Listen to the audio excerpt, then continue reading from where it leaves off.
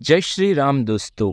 आज हम इस वीडियो में बात करेंगे मंगलवार के दिन ये उपाय करने से हनुमान जी दूर करेंगे सारे कष्ट, ग्रह भी नहीं करेंगे परेशान।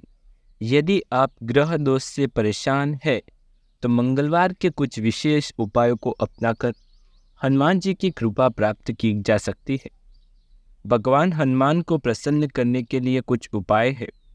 हिंदू धर्म में मंगलवार का दिन हनुमान जी के लिए समर्पित और विशेष है। इस दिन की गई पूजा बहुत लाभकारी होती है और जीवन के सभी दुख दर्द और परेशानियां दूर कर जाती है। मंगलवार के दिन भगवान हनुमान की पूजा करना धर्म और ज्योतिष में बहुत शुभ माना जाता है।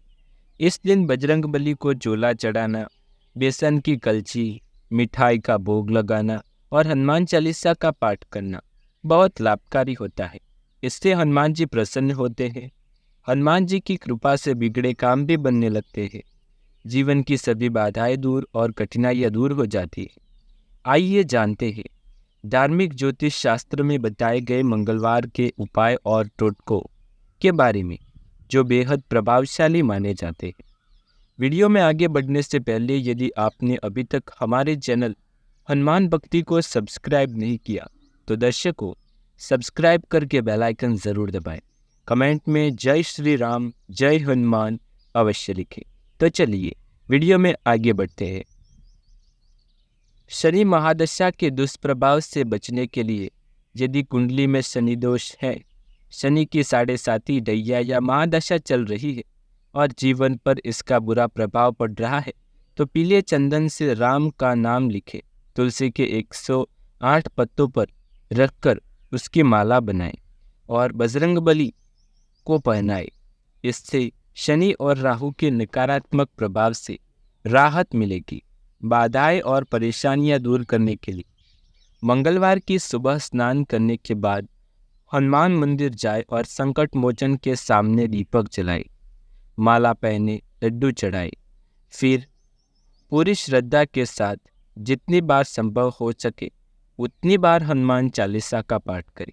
तरक्की और खुशहाली के रास्ते में आने वाली बाधाएं जल्द ही दूर हो जाएगी। अकाल मृत्यु के संकट को दूर करने के लिए मंगलवार की सुबह मंदिर में जाकर बजरंगबली को सिंदूर चढ़ाए, देसी घी का दीपक जलाए और फिर सुंदरकांड का पाठ करें। ये उपाय लगातार 11 मंगलवार तक करने से अकाल मृत्यु, दुर्घटना, बीमारी का खतरा दूर हो जाता है। आर्थिक संकट दूर करने के लिए प्रत्येक मंगलवार को बंदरों को गुड़, चना, मूंगफली, केला खिलाए। यदि ये संभव न हो तो किसी गरीब ज़रूरतमंद या भिखारी को खाना खिलाए। ऐसा कम से कम 11 मंगलवार तक कर देखें। आपकी आमदनी बढ़ने लगेगी। इन 3 चीज़ों के साथ चढ़ाए हनुमान जी को सिंदूर, होगी सभी मनोकामना पूर्ण। हनुमान जी को सिंदूर के साथ चढ़ाए चमेली का तेल। हनुमान जी को सिंदूर के साथ चमेली का तेल अर्पित करना चाहिए। ऐसी मान्यता है कि चमेली का तेल या चमेली का फूल नकारात्मकता या बुरी ऊर्जा को हटाने का काम करता है। ऐसे में हनुमान जी को सिंदूर के साथ चमेली का तेल या फूल चढ़ाने से नकारात्मक ऊर्जाएं हमसे दूर रहती है। हनुमान जी को सिंदूर के साथ चढ़ाए शुद्ध देसी घी। हनुमान जी को सिंदूर के साथ शुद्ध देसी घी अर्पित करना चाहिए। पौराणिक मान्यताओं के अनुसार जब राम जी और रावण का युद्ध खत्म हुआ तब संपूर्ण वानर सेना और हनुमान जी को श्री राम ने घी का लेप लगाया था। हनुमान जी को सिंदूर के साथ घी चढ़ाने से बीमारी नहीं लगती और यदि बीमारी है तो वो भी उतर जाती है। हनुमान जी को सिंदूर के साथ चढ़ाए गुलाब का फूल। हनुमान जी को सिंदूर के साथ गुलाब का फूल भी चढ़ाना चाहिए। ऐसा माना जाता है कि गुलाब का फूल हनुमान जी को चढ़ाकर अपनी मनोकामना उनके सामने रखी जाए तो वे इच्छा अवश्य पूरी होती है। साथ ही अगर धन कहीं अटक गया है तो वो भी वापस आ जाता है। इस मंदिर में अपनी पत्नी के साथ विराजमान है हनुमान जी। जानिए कैसे हुआ था हनुमान जी का विवाह। हनुमान जी को बाल ब्रह्मचारी माना जाता है, लेकिन क्या आप जानते हैं कि उनकी एक पत्नी भी थी, पराशर संहिता में हनुमान जी के विवाह का उल्लेख किया गया है। भारत में एक ऐसा प्राचीन मंदिर है जो हनुमान जी अपनी पत्नी के साथ विराजमान हैं। आइए जानते हैं कि हनुमान जी का विवाह कैसे और किससे हुआ था। भगवान हनुमान रामायण के सबसे प्रमुख पात्रों में से एक है। श्री राम के परम भक्त हनुमान साहस, चरित्र, भक्ति और सदाचार के आदर्श प्रतीक रहे। गोस्वामी तुलसीदास ने हनुमान जी के चरित्र के कारण ही सकल गुण निधान कहा है। ऐसी मान्यता है कि हनुमान जी का नाम सुनते ही सभी प्रकार के भय और दुख स्वयं ही दूर चले जाते हैं।